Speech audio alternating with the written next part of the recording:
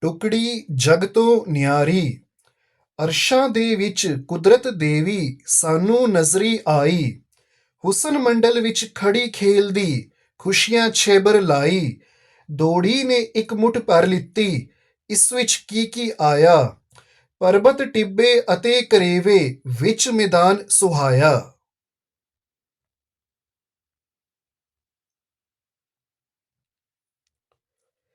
ਚਸ਼ਮੇ ਨਾਲੇ ਨਦੀਆਂ ਝੀਲਾਂ ਨਿੱਕੇ ਜਿਵੇਂ ਸਮੁੰਦਰ। ਠੰਡੀਆਂ ਛਾਵਾਂ ਮਿੱਠੀਆਂ ਹਵਾਵਾਂ ਬਨ ਬਾਗਾਂ ਜਿਹੇ ਸੁੰਦਰ। ਬਰਫਾਂ ਮੀਂਹ ਧੁੱਪਾਂ ਤੇ ਬੱਦਲ ਰੁੱਤਾਂ ਮੇਵੇ ਪਿਆਰੇ। ਅਰਸ਼ੀ ਨਾਲ ਨਜ਼ਾਰੇ ਆਏ ਉਸ ਮੁੱਠੀ ਵਿੱਚ ਸਾਰੇ।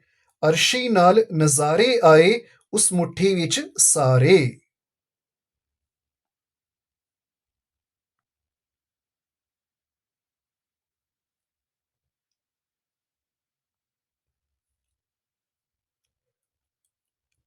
ਪ੍ਰਸੰਗ ਇਹ ਕਾਵਿ ਟੋਟਾ 9ਵੀਂ ਜਮਾਤ ਦੀ ਪੰਜਾਬੀ ਦੀ ਪੁਸਤਕ ਸਾਹਿਤਮਾਲਾ ਵਿੱਚ ਭਾਈ ਵੀਰ ਸਿੰਘ ਦੁਆਰਾ ਲਿਖੀ ਹੋਈ ਕਵਿਤਾ ਟੁਕੜੀ ਜਗ ਤੋਂ ਨਿਆਰੀ ਵਿੱਚੋਂ ਲਿਆ ਗਿਆ ਹੈ। ਇਸ ਵਿੱਚ ਭਾਈ ਸਾਹਿਬ ਕਸ਼ਮੀਰ ਦੀ ਸੁੰਦਰਤਾ ਬਾਰੇ ਦੱਸਦੇ ਹੋਏ ਲਿਖਦੇ ਹਨ ਕਿ ਕੁਦਰਤ ਦੀ ਦੇਵੀ ਨੇ ਹੁਸਨ ਮੰਡਲ ਵਿੱਚ ਖੇਡਦਿਆਂ ਉੱਥੋਂ ਦੇ ਸਾਰੇ ਸੁੰਦਰ ਨਜ਼ਾਰਿਆਂ ਨੂੰ ਕਸ਼ਮੀਰ ਦੀ ਸਿਰਜਣਾ ਲਈ ਆਪਣੀ ਮੁੱਠੀ ਵਿੱਚ ਇਕੱਠਾ ਕਰ ਲਿਆ।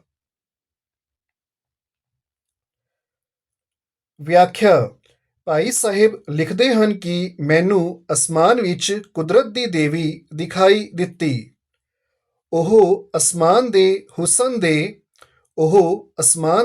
ਹੁਸਨ ਦੇ ਖੰਡ ਵਿੱਚ ਖੇਡ ਰਹੀ ਸੀ। ਉਸ ਦੁਆਰਾ ਖੁਸ਼ੀਆਂ ਦੀ ਵਰਖਾ ਕੀਤੀ ਜਾ ਰਹੀ ਸੀ। ਉਸ ਨੇ ਭੱਜ ਕੇ ਉਸ ਹੁਸਨ ਮੰਡਲ ਵਿੱਚੋਂ ਇੱਕ ਮੁੱਠੀ ਭਰ ਲਈ। ਇਸ ਮੁੱਠੀ ਵਿੱਚ ਕੀ ਆਇਆ। ਇਸ ਵਿੱਚ ਪਰਬਤ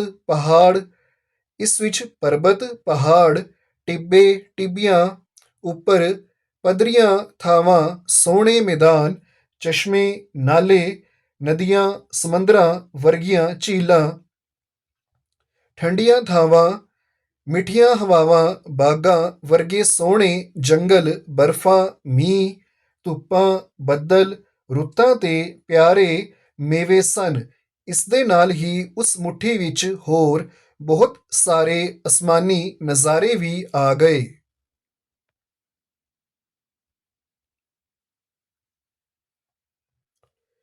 ਸੋਹਣੀ ਨੇ ਅਸਮਾਨ ਖੜੋ ਕੇ ਧਰਤੀ ਵੱਲ ਤਕਾ ਕੇ ਇਹ ਮੁੱਠੀ ਖਾਲੀ ਤੇ ਸੁੱਟਿਆ ਸਭ ਕੁਝ ਹੇਠ ਤਕਾ ਕੇ। ਜਿਸ ਥਾਵੇਂ ਧਰਤੀ ਤੇ ਆ ਕੇ ਇਹ ਮੁੱਠੀ ਡਿੱਗੀ ਸਾਰੀ ਉਸ ਥਾਂ ਕਸ਼ਮੀਰ ਬਣ ਗਿਆ ਟੁਕੜੀ ਜਗ ਤੋਂ ਨਿਆਰੀ। ਪ੍ਰਸੰਗ ਇਹ ਕਾਵਿ ਟੋਟਾ 9ਵੀਂ ਜਮਾਤ ਦੀ ਪੰਜਾਬੀ ਦੀ ਪੁਸਤਕ ਸਾਹਿਤਮਾਲਾ ਵਿੱਚ ਭਾਈ ਵੀਰ ਸਿੰਘ ਦੁਆਰਾ ਲਿਖੀ ਹੋਈ ਕਵਿਤਾ ਟੁਕੜੀ ਜਗ ਤੋਂ ਨਿਆਰੀ ਵਿੱਚੋਂ ਲਿਆ ਗਿਆ ਹੈ। ਇਸ ਵਿੱਚ ਭਾਈ ਸਾਹਿਬ ਕਸ਼ਮੀਰ ਦੀ ਸੁੰਦਰਤਾ ਬਾਰੇ ਦੱਸਦੇ ਹੋਏ ਲਿਖਦੇ ਹਨ ਕਿ ਕੁਦਰਤ ਦੀ ਦੇਵੀ ਨੇ ਹੁਸਨ ਮੰਡਲ ਵਿੱਚ ਖੇਡਦਿਆਂ ਉੱਥੋਂ ਦੇ ਸਾਰੇ ਸੁੰਦਰ ਨਜ਼ਾਰਿਆਂ ਨੂੰ ਕਸ਼ਮੀਰ ਦੀ ਸਿਰਜਣਾ ਲਈ ਆਪਣੀ ਮੁੱਠੀ ਵਿੱਚ ਇਕੱਠਾ ਕਰ ਲਿਆ। ਕੁਦਰਤ ਨੇ ਆਪਣੀ ਮੁੱਠੀ ਵਿੱਚੋਂ ਹੁਸਨ ਮੰਡਲ ਦੇ ਨਜ਼ਾਰੇ ਭਰ ਕੇ ਜਿਸ ਥਾਂ ਸੁੱਟੇ ਉੱਥੇ ਕਸ਼ਮੀਰ ਬਣ ਗਿਆ।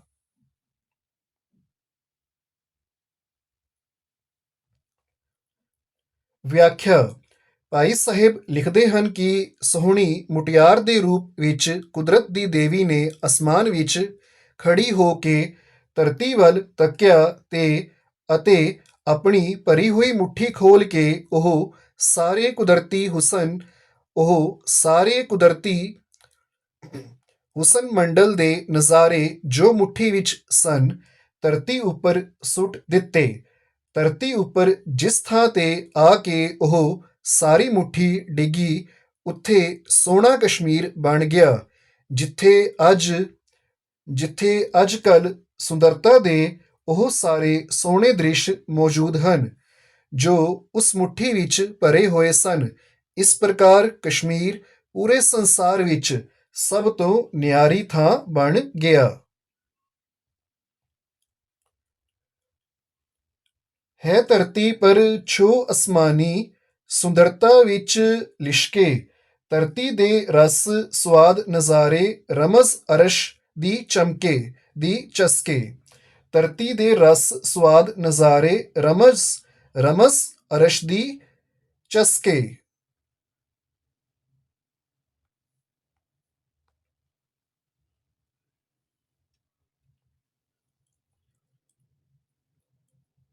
ਪ੍ਰਸੰਗ ਇਹ ਕਾਵਿ ਟੋਟਾ 9ਵੀਂ ਜਮਾਤ ਦੀ ਪੰਜਾਬੀ ਦੀ ਪੁਸਤਕ ਸਾਹਿਤਮਾਲਾ ਵਿੱਚ ਭਾਈ ਵੀਰ ਸਿੰਘ ਦੁਆਰਾ ਲਿਖੀ ਹੋਈ ਕਵਿਤਾ ਟੁਕੜੀ ਜਗ ਤੋਂ ਨਿਆਰੀ ਵਿੱਚੋਂ ਲਿਆ ਗਿਆ ਹੈ। ਇਸ ਵਿੱਚ ਭਾਈ ਸਾਹਿਬ ਕਸ਼ਮੀਰ ਦੀ ਸੁੰਦਰਤਾ ਬਾਰੇ ਦੱਸਦੇ ਹੋਏ ਲਿਖਦੇ ਹਨ ਕਿ ਕੁਦਰਤ ਦੀ ਦੇਵੀ ਨੇ ਹੁਸਨ ਮੰਡਲ ਵਿੱਚ ਖੇਡਦਿਆਂ ਉੱਥੋਂ ਦੇ ਸਾਰੇ ਸੁੰਦਰ ਨਜ਼ਾਰਿਆਂ ਨੂੰ ਕਸ਼ਮੀਰ ਦੀ ਸਿਰਜਣਾ ਲਈ ਆਪਣੀ ਮੁੱਠੀ ਵਿੱਚ ਇਕੱਠਾ ਕਰ ਲਿਆ ਅਤੇ ਜਿਸ ਥਾਂ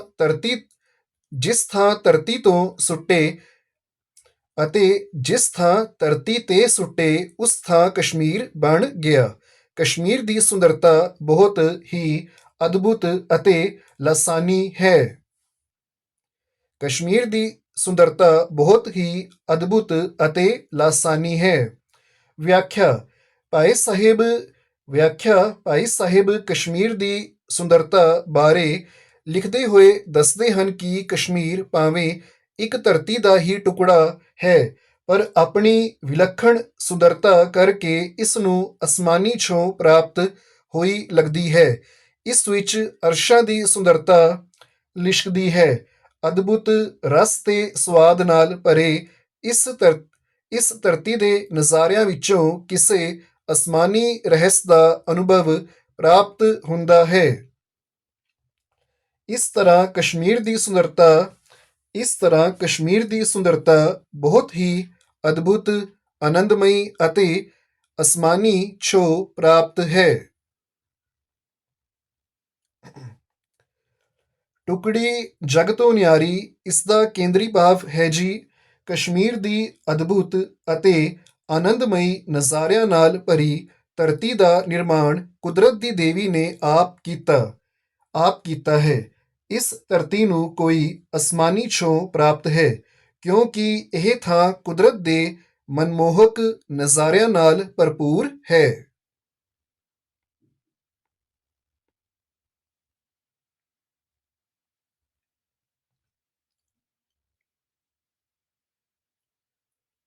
ਟੁਕੜੀ ਜਗ ਤੋਂ ਨਿਆਰੀ ਕਵਿਤਾ ਵਿੱਚ ਕਿਸ ਦੀ ਸੁੰਦਰਤਾ ਦਾ ਵਰਣਨ ਹੋਇਆ ਹੈ? ਕਸ਼ਮੀਰ ਦੀ। ਕੁਦਰਤ ਦੀ ਦੇਵੀ ਕਿੱਥੇ ਖੇਡ ਰਹੀ ਸੀ? ਹੁਸਨ ਮੰਡਲ ਵਿੱਚ।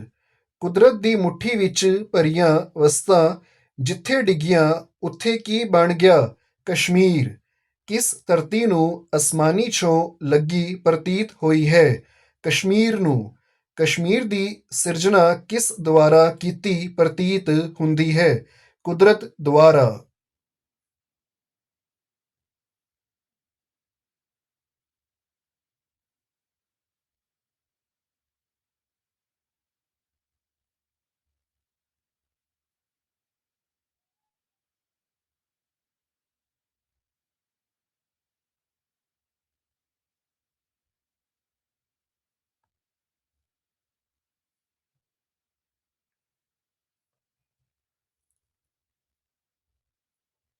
ਬ੍ਰਿਛ। ਧਰਤੀ ਦੇ ਹੇ ਤੰਗ ਦਿਲ ਲੋਕੋ, ਨਾਲ ਅਸਾਂ ਕਿਉਂ ਲੜਦੇ? ਚੋੜੇ ਦਾਉ ਅਸਾਂ ਨਹੀਂ ਵਧਣਾ, ਸਿੱਧੇ ਜਾਣਾ ਚੜ੍ਹਦੇ। ਘੇਰੇ ਤੇ ਫੈਲਾਓ ਅਸਾਡੇ, ਵਿੱਚ ਅਸਮਾਨਾਂ ਹੋਸਣ। ਗਿੱਠ ਥਾਉ ਧਰਤੀ ਤੇ ਮੱਲੀ, ਅਜੇ ਤੁਸੀਂ ਹੋ ਲੜਦੇ। ਧਰਤੀ ਦੇ ਹੇ ਤੰਗ ਦਿਲ ਲੋਕੋ, ਨਾਲ ਅਸਾਂ ਕਿਉਂ ਲੜਦੇ? ਚੋੜੇ ਦਾਉ ਅਸਾਂ ਨਹੀਂ ਵਧਣਾ, ਸਿੱਧੇ ਜਾਣਾ ਚੜ੍ਹਦੇ। ਘੇਰੇ ਤੇ ਫੈਲਾਓ ਅਸਾਡੇ, ਵਿੱਚ ਅਸਮਾਨਾਂ ਹੋਸਣ। ਗਿੱਠ ਥਾਉ ਧਰਤੀ ਤੇ ਮੱਲੀ, ਅਜੇ ਤੁਸੀਂ ਹੋ ਲੜਦੇ।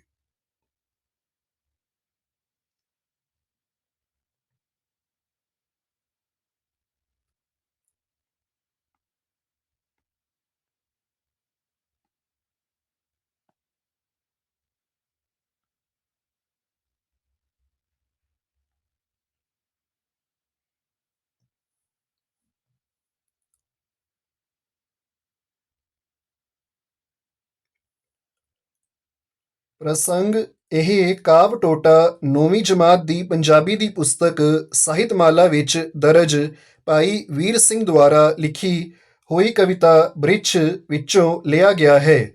ਇਸ ਵਿੱਚ ਭਾਈ ਬ੍ਰਿਛ ਇਸ ਵਿੱਚ ਭਾਈ ਬ੍ਰਿਛ ਦਾ ਮਾਨਵੀਕਰਨ ਕਰਦੇ ਹਨ। ਇਸ ਵਿੱਚ ਭਾਈ ਵੀਰ ਸਿੰਘ ਜੀ ਬ੍ਰਿਛ ਦਾ ਮਾਨਵੀਕਰਨ ਕਰਦੇ ਹਨ।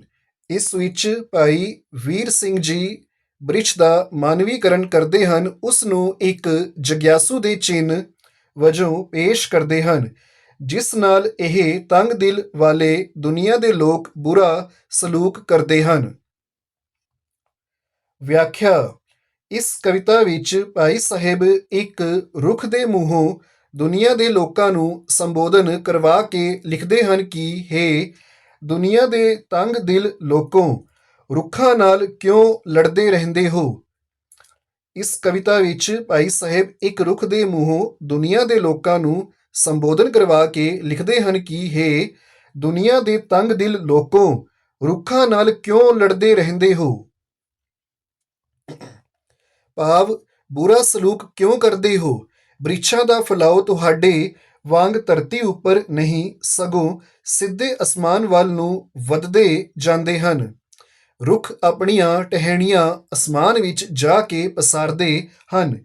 ਧਰਤੀ ਤੋਂ ਤਾਂ ਰੁੱਖ ਕੇਵਲ ਇੱਕ ਗਿੱਠ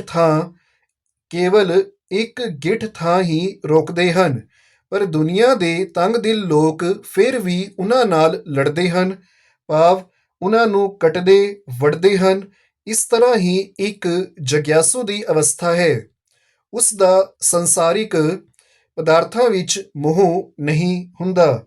ਉਹ ਸੰਸਾਰ ਤੋਂ ਕੁਝ ਨਹੀਂ ਮੰਗਦੇ। ਉਹਨਾਂ ਦੀ ਪ੍ਰੀਤ ਪਰਮਾਤਮਾ ਨਾਲ ਹੁੰਦੀ ਹੈ, ਪਰ ਇਹ ਦੁਨੀਆ ਦੇ ਲੋਕ ਉਹਨਾਂ ਨਾਲ ਬੁਰਾ ਸਲੂਕ ਕਰਦੇ ਹਨ। ਪਰ ਇਹ ਦੁਨੀਆ ਦੇ ਲੋਕ ਉਹਨਾਂ ਨਾਲ ਬੁਰਾ ਸਲੂਕ ਕਰਦੇ ਹਨ।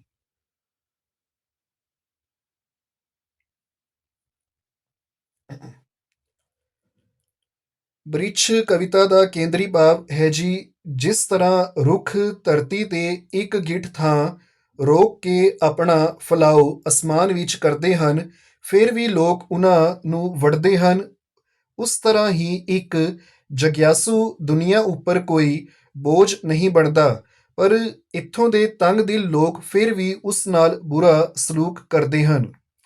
ਜਿਸ ਤਰ੍ਹਾਂ ਰੁੱਖ ਧਰਤੀ ਤੇ ਇੱਕ ਗਿੱਠ ਥਾਂ ਰੋਕ ਕੇ ਆਪਣਾ ਫਲਾਓ ਅਸਮਾਨ ਵਿੱਚ ਕਰਦੇ ਹਨ, ਫਿਰ ਵੀ ਲੋਕ ਉਹਨਾਂ ਨੂੰ ਵੱਢਦੇ ਹਨ, ਉਸ ਤਰ੍ਹਾਂ ਹੀ ਇੱਕ ਜਗਿਆਸੂ ਦੁਨੀਆ ਉੱਪਰ ਕੋਈ ਬੋਝ ਨਹੀਂ ਬਣਦਾ, ਪਰ ਇੱਥੋਂ ਦੇ ਤੰਗ ਦਿਲ ਲੋਕ ਫਿਰ ਵੀ ਉਸ ਨਾਲ ਬੁਰਾ ਸਲੂਕ ਕਰਦੇ ਹਨ।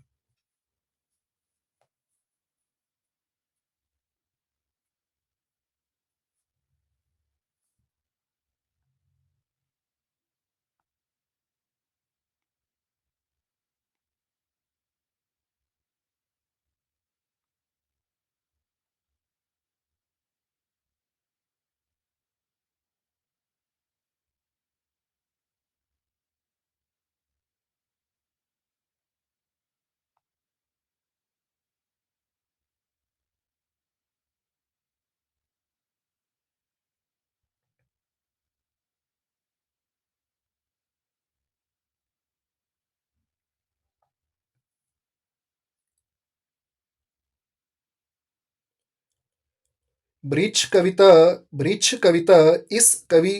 ਕਿਸ ਕਵੀ ਦੀ ਲਿਖੀ ਹੋਈ ਹੈ। ਬ੍ਰਿਛ ਕਵਿਤਾ ਕਿਸ ਕਵੀ ਦੀ ਲਿਖੀ ਹੋਈ ਹੈ। ਭਾਈ ਵੀਰ ਸਿੰਘ ਦੀ। ਬ੍ਰਿਛ ਕਵਿਤਾ ਕਿਸ ਨੂੰ ਸੰਬੋਧਿਤ ਹੈ। ਲੋਕਾਂ ਨੂੰ। ਬ੍ਰਿਛ ਕਵਿਤਾ ਅਨੁਸਾਰ ਧਰਤੀ ਦੇ ਲੋਕਾਂ ਦਾ ਦਿਲ ਕਿਹੋ ਜਿਹਾ ਹੈ। ਤੰਗ। ਬ੍ਰਿਛ ਦਾ ਬ੍ਰਿਛ ਦਾ ਪ੍ਰਸਾਰ ਕਿਸ ਥਾਂ ਜਾ ਕੇ ਹੁੰਦਾ ਹੈ? ਅਸਮਾਨ ਵਿੱਚ। ਬ੍ਰਿਛ ਧਰਤੀ ਤੇ ਕਿੰਨੀ ਥਾਂ ਰੋਕਦੇ ਹਨ? ਇੱਕ ਗਿੱਠ।